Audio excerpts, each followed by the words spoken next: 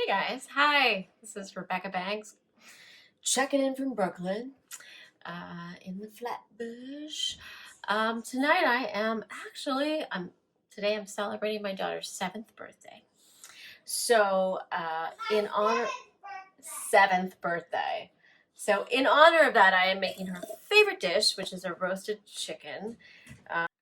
I normally would say champagne is an everyday. You should always drink champagne. It's not just a special occasion thing.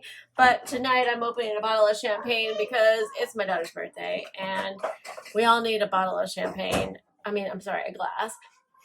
Maybe a couple glasses. After a week like we've had, and everybody has had, a couple weeks everybody's had, and we'll probably have more. But anyways, let me just tell you quickly about champagne. So I'm drinking it out of a wine glass. Again, here's my Target glass again. I'm drinking this out of a wine glass because we do have champagne glasses, of course. Everybody knows what a champagne glass looks like. It's this little thing, and of course when you put it in there, the bubbles just come all the way up, and it's really, really pretty. But if you really want to enjoy a champagne, this is not the glass to do it in. It looks great. It's fine for movies, whatever. But if you're having a glass at home, I really recommend putting champagne in a wine glass because you can really smell those yeasty aromas and you can really see the color. And you know what? Real champagne, the bubbles will keep going. It's not going to dissipate the bubbles at all. So let me just give you a little quick tutorial on champagne and why it's so important and why it's near and dear to my heart. Champagne is only made in the Champagne region of France. So there is lots of other sparkling wine in the world. There's Prosecco, there's Cava, there's Pet Nats, there's Cremants. There are lots of other sparkling wines that come from literally everywhere in the world. And I highly recommend that you try all of them because they're all great and they're all fun. There's something like drinking something with bubbles in it, even if it's a soda sometimes, it's just, I don't know, it seems a whole lot more fun than drinking water or something still. But champagne does have a reputation for being expensive, for being a special occasion wine, and I want to try to break that a little bit. This is a really under the radar. No. Hold on a second. Dad said something I never thought he'd say in my life. What? Leave my socks in the living room. Leave my socks in the living room. Well, that's where we are right now. So this is called Autreau. I'm trying to be French. Champagne Autreau.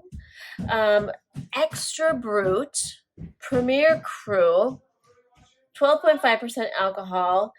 And this is imported by Baron Francois. And Baron Francois is great. They, as far as I know, you can find their wines all over the United States. This is really cool. This is a small producer. This is let me just double check this. I believe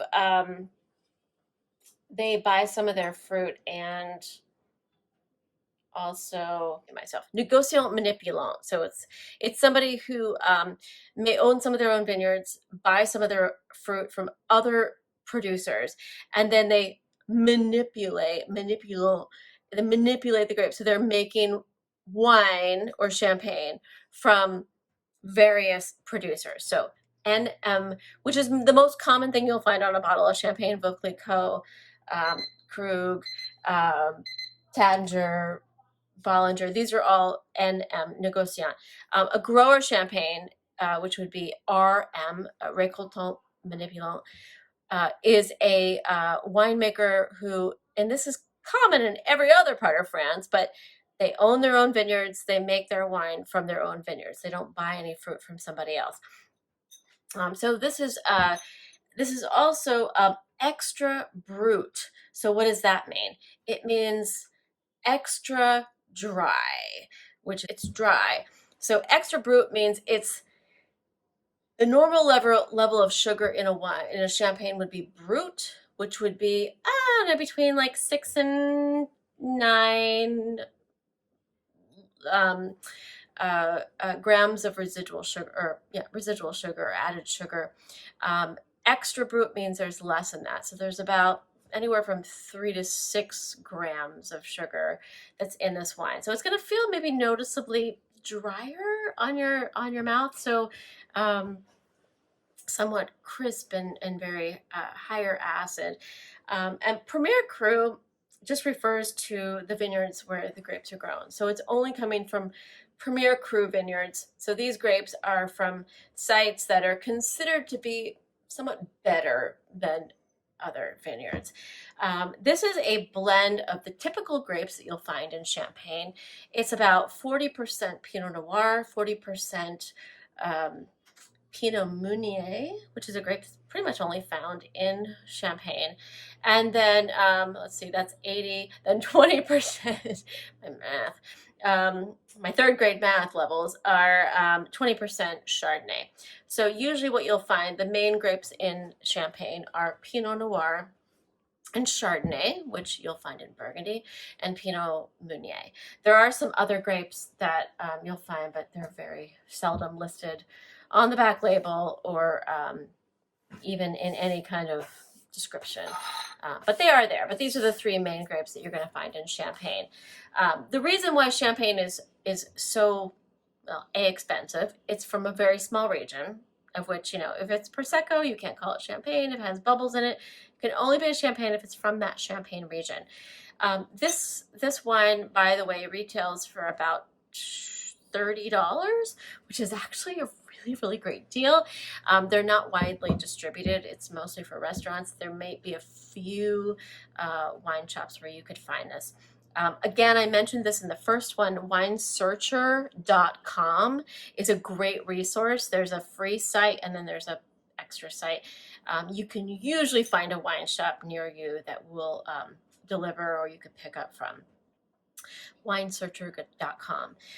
But this is sort of under the radar, so not very expensive. Most champagnes are going to range from 25 onward up. I mean, most would sort of stop at 50, but once you get into some other champagnes that are more exclusive or from smaller sites or just rarer, they can get very expensive. Think of like Dom Perignon and Krug and Cristal, things like that. But this is actually a good everyday champagne. I'm not going to go into the whole process of making champagne because that would take me another 20 minutes. But just note on the nose, you're going to get a lot of these kind of yeasty aromas. And by yeasty, I'm talking about brioche, toasted white bread with butter on it, apples and pears and things like that. You almost think of like a buttery croissant that just came out of the oven. That's what I smell when I smell this wine. On the palate, this has been in the glass for a while, so a lot of the bubbles have dissipated, but it feels like just a really lovely Chardonnay. I get a lot of, again, apples and pears, maybe a little bit of like a white peach or like a white fleshy fruit. Definitely high acid. So this is a great wine for an aperitif, something to pair with a shrimp cocktail or some cheese or a little crudité platter or anything you're starting out with. But this could also segue right into chicken, fish, really honestly anything.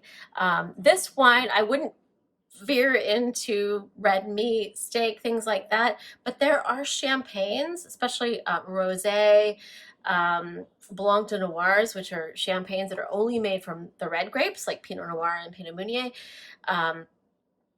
and they can actually stand up to red meat, which is really exciting. I mean, you can literally go through an entire meal from, say you're doing an 8-course meal, start to finish, from shrimp cocktail to fish to poultry, to meat, to dessert, and you can take champagne through the whole thing. There are so many different aspects of champagne.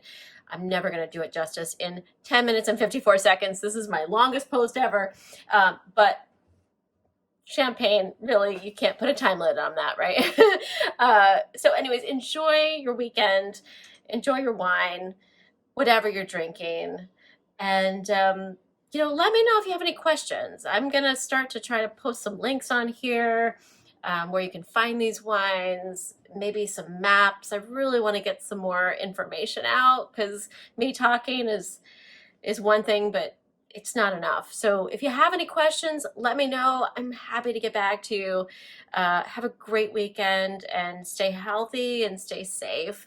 And I'll see you next time. All right. Bye.